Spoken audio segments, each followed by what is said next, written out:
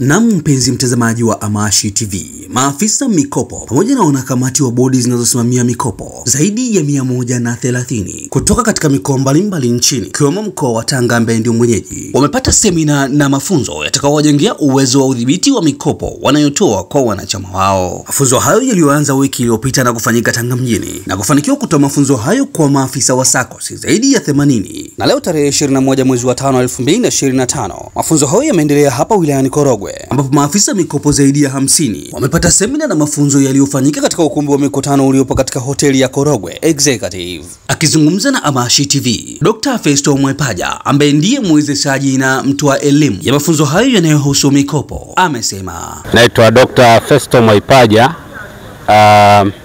Mimi ni mwezeshaji kwa maana ya trainer, lakini pia ni mtendaji mkuu wa Hazina SACCOS.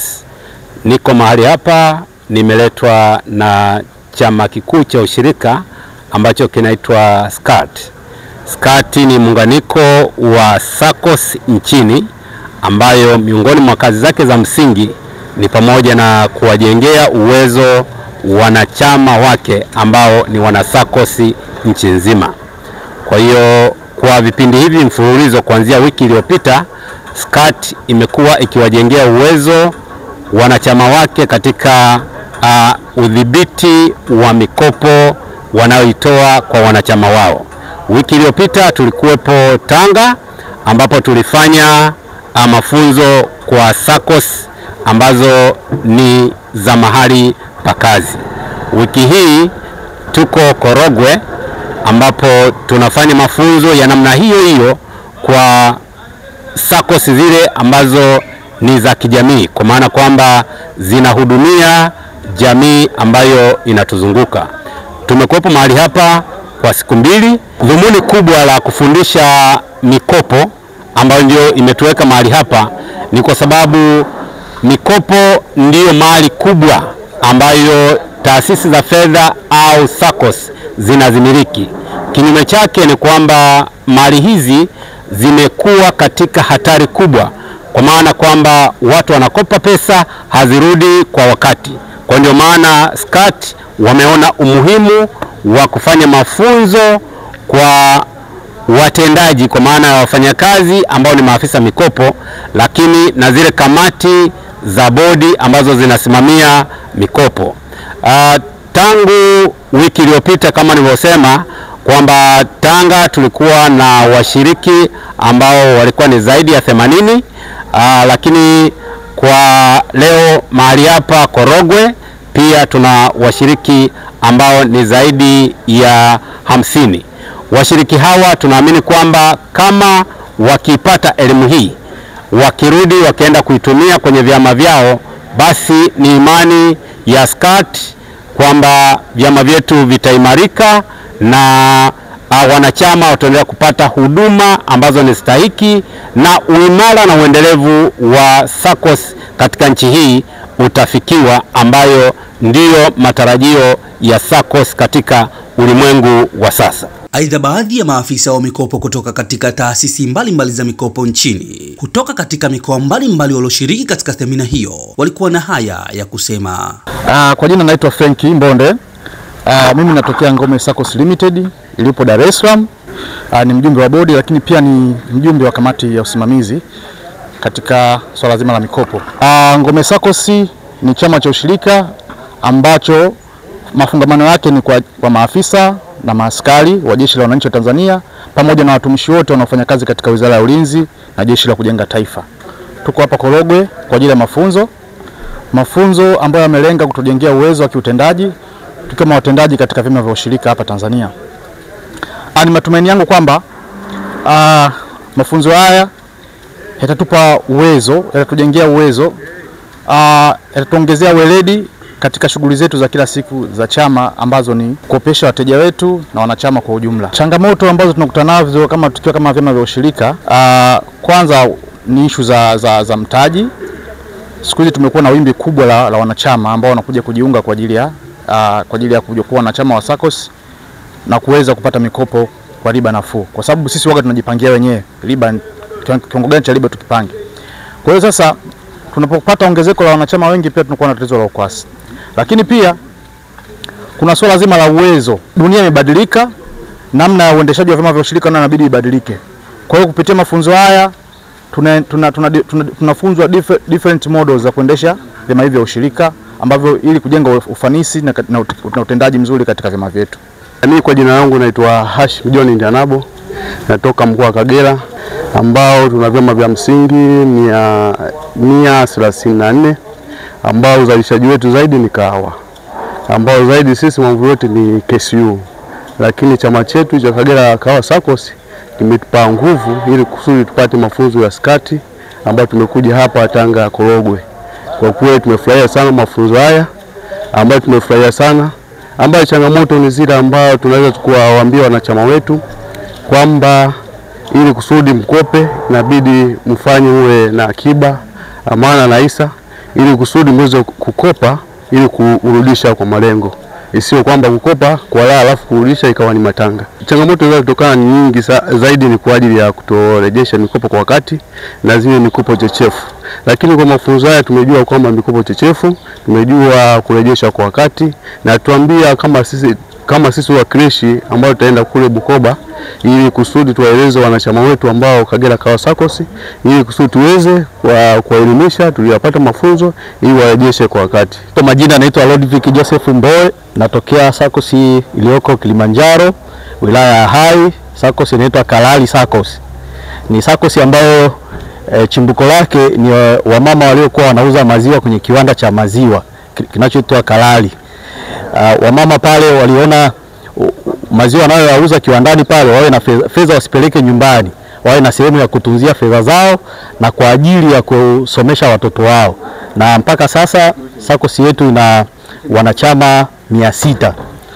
Kwa zipo changamoto mbalimbali ambazo tunakutana nazo kama SACCOS ya kijamii, na ndio maana SCCULT inafanya jitihada kubwa kutuunganisha SACCOS zote Tanzania ili tukae pamoja kuweza kushare changamoto mbalimbali ambazo tunazokutana nazo.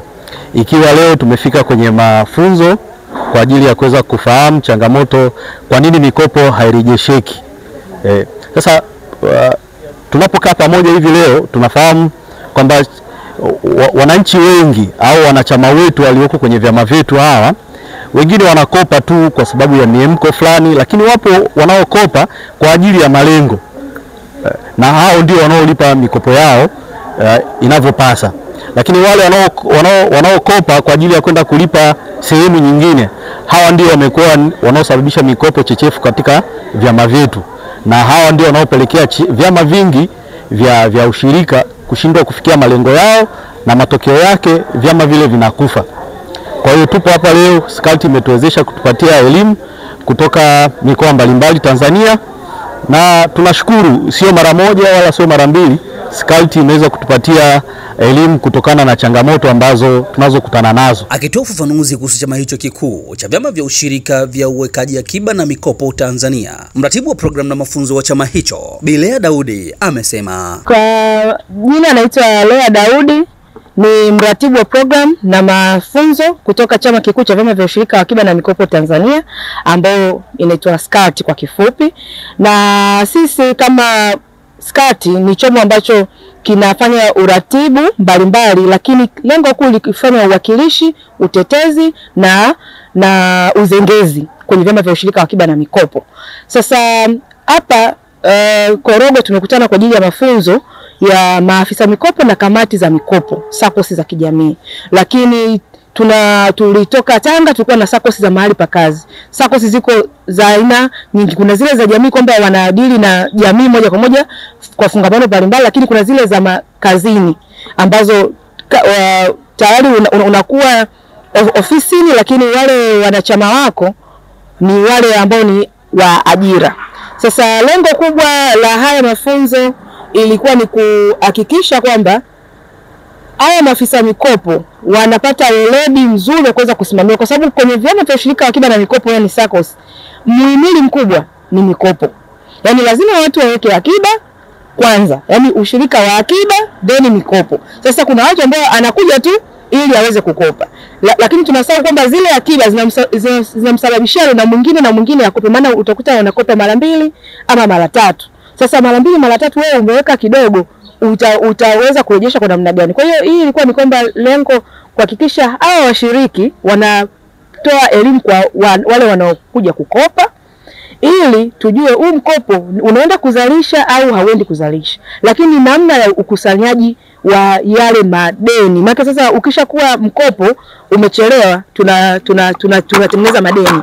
Kwa hiyo yale madeni yanarudi kwa namna gani na kwa wakati gani. Kwa hiyo ilikuwa ni lengo la kuhakikisha kwamba wanapata weledi, wanapata uelewa, lakini kuweza kuboresha sera, taratibu na kufuata sheria ya ushirika pamoja na sheria ya huduma ndogo za fedha, kuhakikisha kwamba tunachokifanya kipo halali na kinaleta matokeo ambayo ni chanya.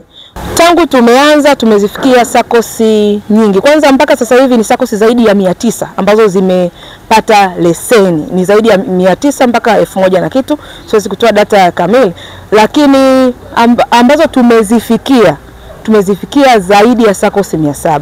Kwa sababu tunafanya kwa namna mbalimbali kwa mikoa mbalimbali. Lakini kwenye hizi semina ambazo tumezifanya na Tanga tumeweza kuwa na sakosi 70 kutoka Tanzania nzima ambao ni mikoa mbalimbali. Kwa hiyo karibu mikoa yote imeweza kushiriki kwa nyakati tofauti. Na kutokana na hizi nyakati unakuta tunatenga muda kutokana na watu wanapata muda kiasi gani. Wito wangu kwa wakopaji, wajue kwamba hela wanaochukua ni ya mtu, inatakiwa irudishwe. Lakini pia achukue kwa malengo, ninachukua hii ninaenda kufanya kitu gani? Hela ya kukopa sio hela ya zawadi. Hela ya kukopa sio hela ya kuenda kutoa sadaka. Hela ya kukopa ni hela ya kutakiwa kurudisha, kwa sababu kuna mtu mwingine ana uhitaji. Kwa hiyo ni hela ya kwenda kutatua tatizo. Kwa hiyo tuhakikisha kwamba tunapoenda kukopa, tujue tunaenda kukopa kwa ajili gani na ninatakiwa nirejeshe kwa wakati gani. Nikiripoti kutoka hapa ukumbi huu wa mikutano uliopo katika hoteli ya Korogwe Executive iliyopo halmashauri ya mji wa Korogwe mkoani Tanga, Elisante Fungameza wa Amashi TV.